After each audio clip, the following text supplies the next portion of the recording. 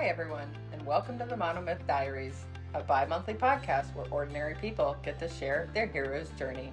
I'm Mandy. And I'm Karen, and we'll be your hosts. Each episode will feature a hero who will share their journey of growth.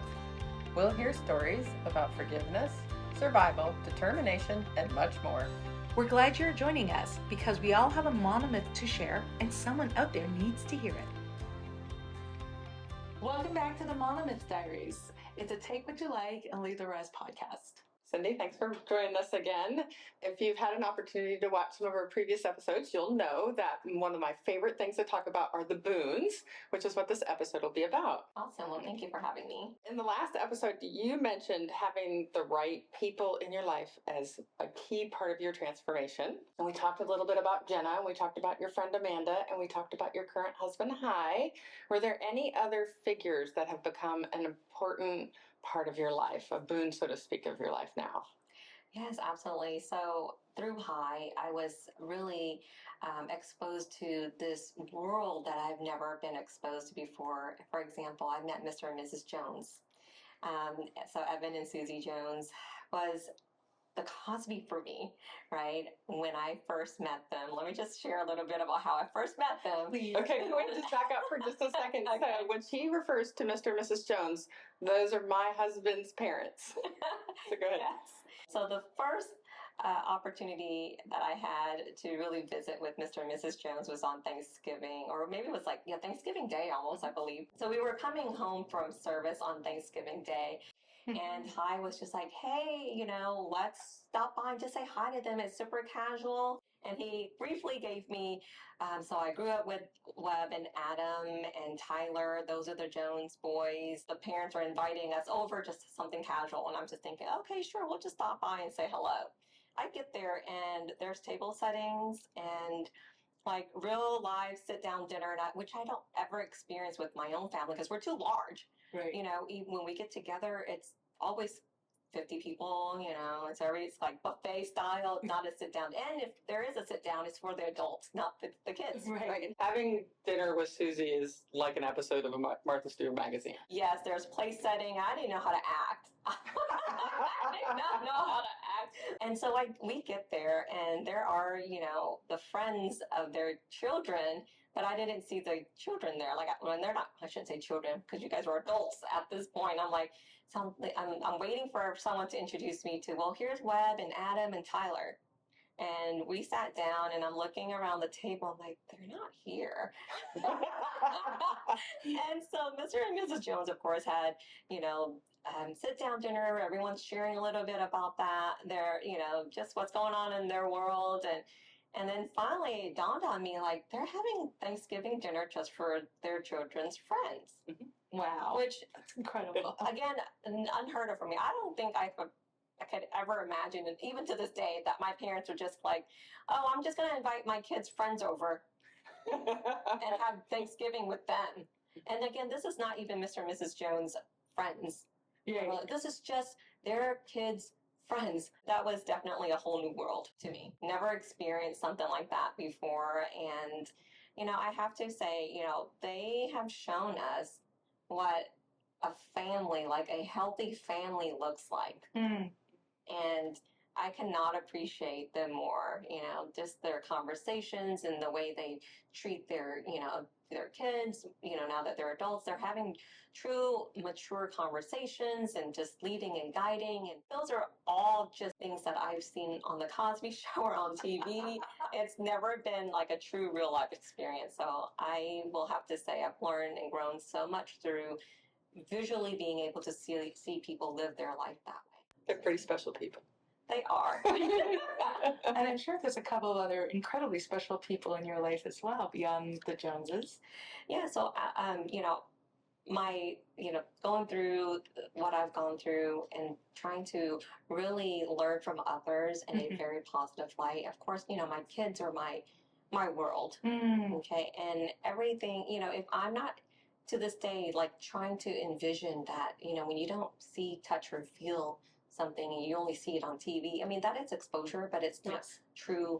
Like, hey, this is what life can be like. And so being able to experience it for myself and then expose my kids to that kind of life, that means I'm trying to break the cycle of what, or just expose them to what a healthy relationship looks like, a healthy family looks like, and really how to encourage them to be, better in their generation and then, for generations to come.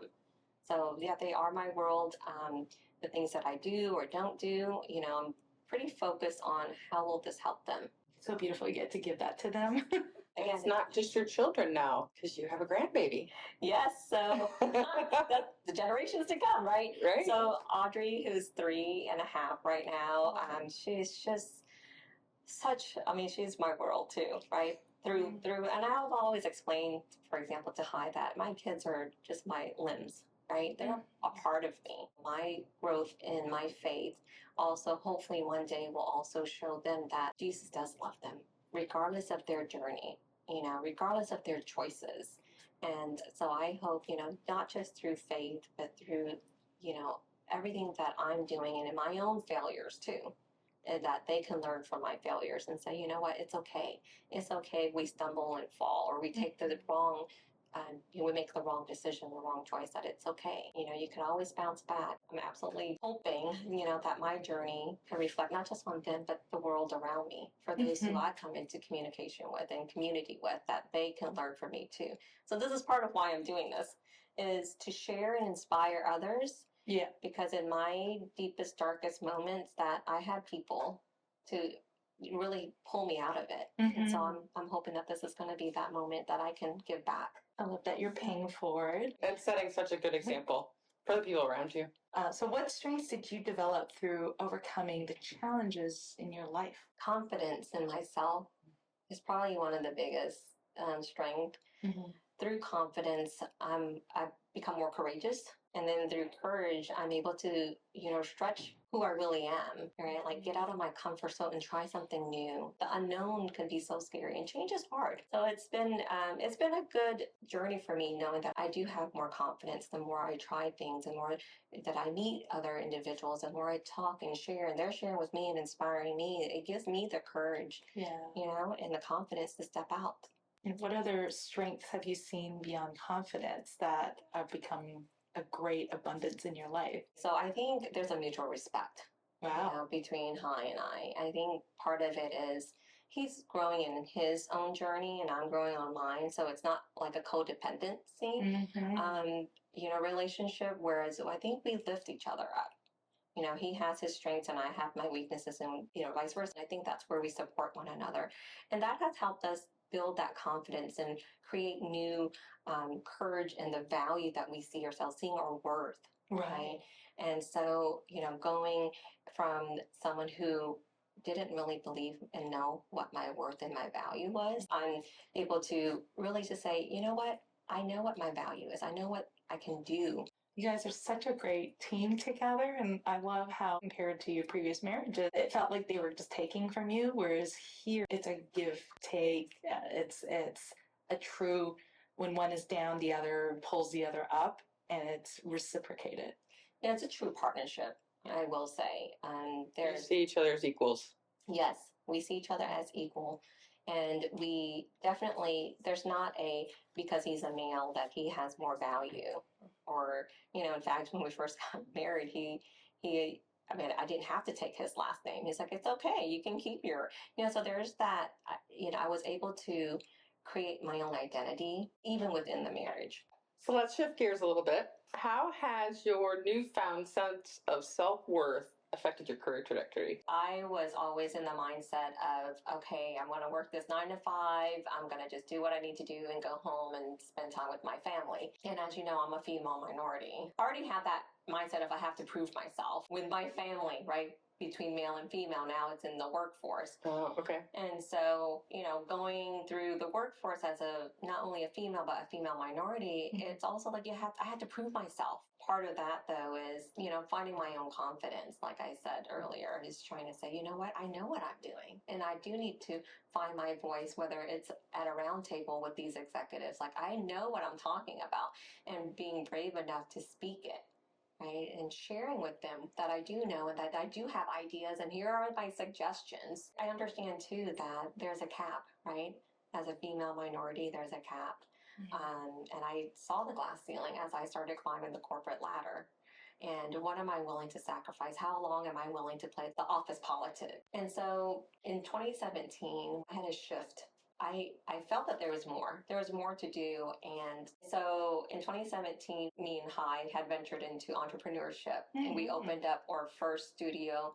It's an arts and crafts studio called the Rustic Brush. Oh, wonderful. And I've been so, yeah, and so I was working a full-time job and I was doing, the Rustic Brush mainly nights and weekends just to kind of, support this vision that I had. Like, I just wanted to have more time with the family or at that time, Lindsay was in teenage years. She can work with us, make some extra income. Her friends can work with us and really help develop these kids and their skills. But I've learned through that is, I was stretching myself, going out of my comfort zone, learning. I mean, as an entrepreneur, you're not just the accountant, you're not just the janitor, you're not just the HR payroll person. You're also marketing, you're also sales, you're all of these hats that corporate, you're not wearing. Yeah, as Karen calls it, building muscles.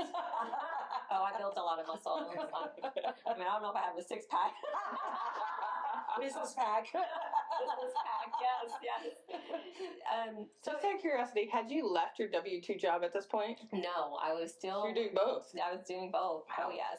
So I was juggling working full time, opening up the studio, working the studio, and then I still had, family, my kids that I needed to care for. And I mean, it was just more of like, I want to leave corporate America because I saw too that working in corporate America, that, the older you get, the higher you climb that corporate ladder, you're at a cap. I saw the glass ceiling and I'm like, they're not going to pay me more than that. And I know I'm worth more than that. And really looking back, you're working really long hours. And then I thought, if I really took my salary and divided by all the hours that I work, am I really making more? Or am I just spending more time there? Right. By the time COVID hit, Hai and I had 4 different studios across the Houston area. I think it's been a journey into entrepreneurship that I never expected. And I really am happy to say I'm really glad I did it, though. I would have never known how it felt. And now that I know what it feels like to sign a lease, build out a location, all of that. And once we sold the Rustic Brush and the franchise itself, we actually have this other idea. We have this space here. If we're going to utilize it for ourselves, why not share the space with the community? And this is where the idea of this co-working cottages really was born. And so we were like, okay, we don't need this whole space. And how can we help the community really build their own community within our community? I love that. After COVID, well, we call it post-COVID, right? Post-pandemic, a lot of people were working from home. They don't necessarily need a office space, all the time. They might only need it for the month or for the week, maybe even for the day. So how do we help them get what they need without having us, really lock them into like a 5-year lease, which we were locked into when we had the Rustic Brush. And so... Oh, so you took that learning experience. I see. Yeah, so that learning experience of, what are the needs and how do we provide solution to our community? And the co-working space was something that we thought, well, we can share the space. People can come in here, whether it's for, their podcast or like what we're doing today, or if it's just, hey, I just need the day of studying, because we do have several colleges around here that students might be rooming with other students and they just need a private time to study and to focus and, and be comfortable while we're doing it, which is where we're like, okay, well, why not have a place where people can work in comfort and succeed in style? So that was kind of our thought, why not? Why not share the space? It's a beautiful space. I appreciate it. It feels very homey and comfortable. Exactly. So we've been working from home for so long, so why make it like that sterile, workplace environment where the walls are gray or white, like why not share that with some color and some comfort in it?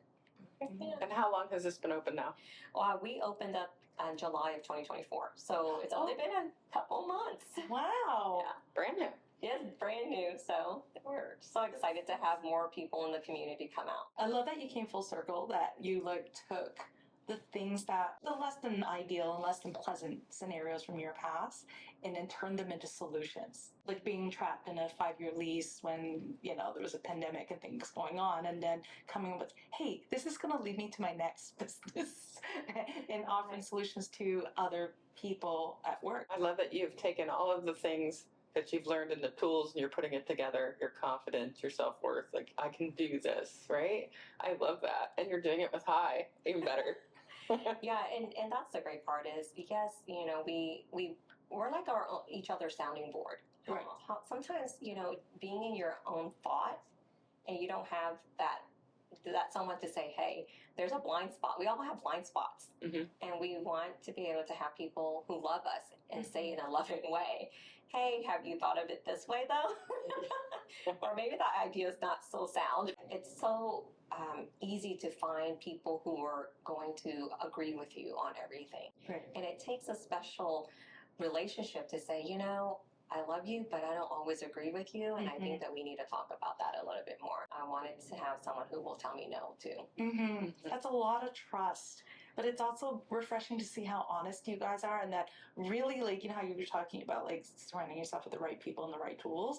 I see in your marriage, you guys are stronger together than you were apart, and that's just incredibly beautiful to watch. We both know that there's a higher calling for each of us. Yeah. And what does that look like? And I'm here to support him on his journey as he is with mine. I look back on that relationship statement that I made when I was in the workshop, and it mirrors a lot of the things that I wrote down. What did I manifest in the relationship that I wanted? Guys, I think, are probably the most hard-working couples, not just in your business and in your entrepreneurial spirit, but even your personal internal spirit, and that's just your spirit of faith.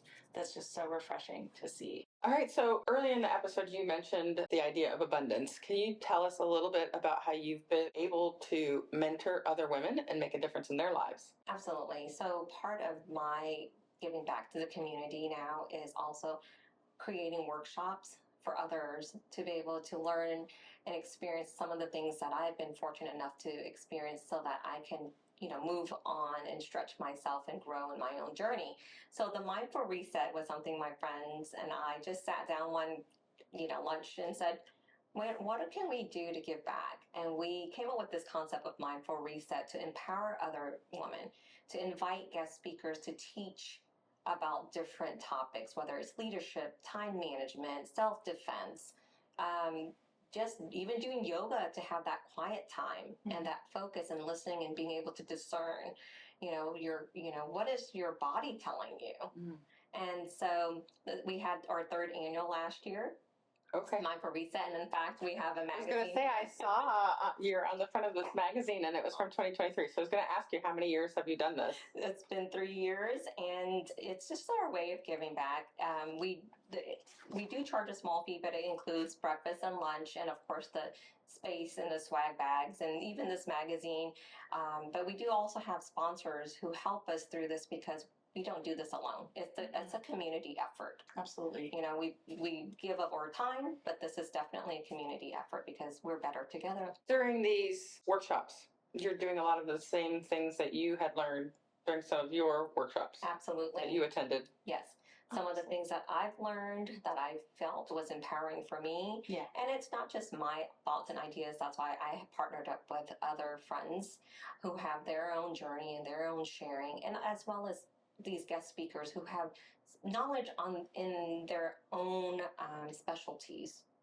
So we invited, for example, self-defense. Like as a female, we want to make sure that you're defending yourself, whether it's from strangers or just personal, physical attacks. So how do you do that? How do we prepare ourselves for things like from your mindset to your physical? Like you got to take care of you. It's almost like when you're on a plane, they say you have to put on your mask before you can put on someone else's mask.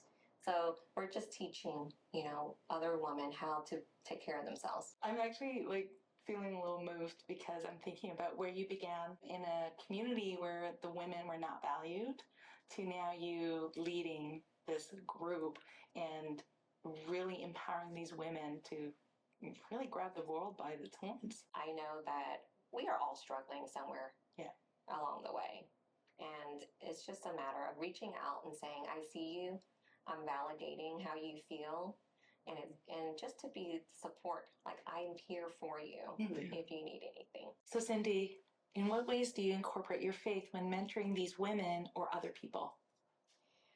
Oh, I speak about my faith openly. I think it's important for me to just say, listen, it's my walk. This is my journey and my share and my story, right? But it's not for everyone. I try, I really would rather them see me in the way I live my daily life and not necessarily how I share it. For them to see me and my growth and my journey, hopefully that can be a reflection. And so, for example, I went to our church's women's event recently, and I love the way they depict it. It was, if you think of those stained glasses, they're broken pieces of glasses that are put together to give you an image. But imagine if when there's light that goes through it and reflects all these, the spectrum of colors, and how beautiful that is. And sometimes, when we look at ourselves, like I'm broken, but all these pieces have come together. And if I have other women of faith reflecting light through me, and the image that I project out to others is kind of like that image that I see, like the women around me that I'm sharing my story with, hopefully they're just catching that glimpse of the reflection from others through me. Speaking of hope, what hope do you have for listeners? What are you hoping that they'll take away from this episode today, your story? Oh, to not give up, and to be kind, not just to others, but to themselves. If you're asking for someone to love you, love yourself. If you're asking someone to pamper you, pamper yourself. Have that and give yourself that. I think that that's so important.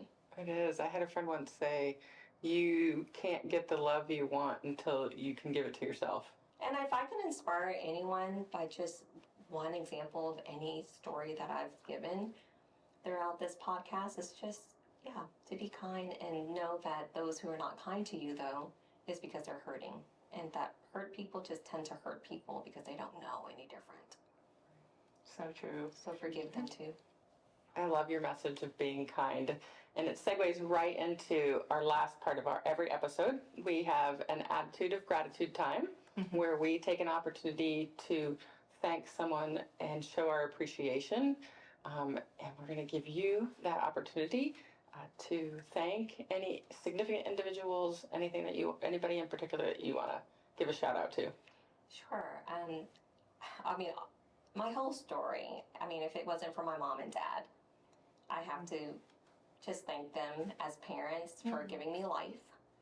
I like to thank, even if it was an ex, my first husband, my second husband, because I've learned through each of them, and that they gave me my beautiful children that I have now, Lindsay and Brandon, so definitely just grateful, for being in my life when I needed them and showing me what they needed to show me when I needed to see it. Yeah, because without them, you wouldn't be here today. Exactly. And really, I'm just so grateful too that I met High. And my friends, they've been such a great support group for me. They've accepted me and have really walked with me in this journey of transformation from who I was and who I am now, and my continued journey. And so I'm so grateful, and I'm grateful for you guys. So grateful that you guys are, inviting me to this podcast so I can share my story. I think everyone has their story, and the more we share, it creates this space of vulnerability. No one probably has ever heard my real story. I know, you did say that this is the first time you've actually shared your story. So I feel so honored that you did it with us and with all of our listeners. So thank you. We very much appreciate the time that you have given us and this amazing space. So thanks for letting us use the cottages. Thank you for treating us like gold. And honestly, true from the bottom of my heart, thank you so much for your vulnerability. That takes incredible courage to be able to speak so openly and so passionately and to share your wisdom with so many of us. Thank you for the opportunity to learn from you. And thank you, everybody, for joining us today. Thank you for joining us today.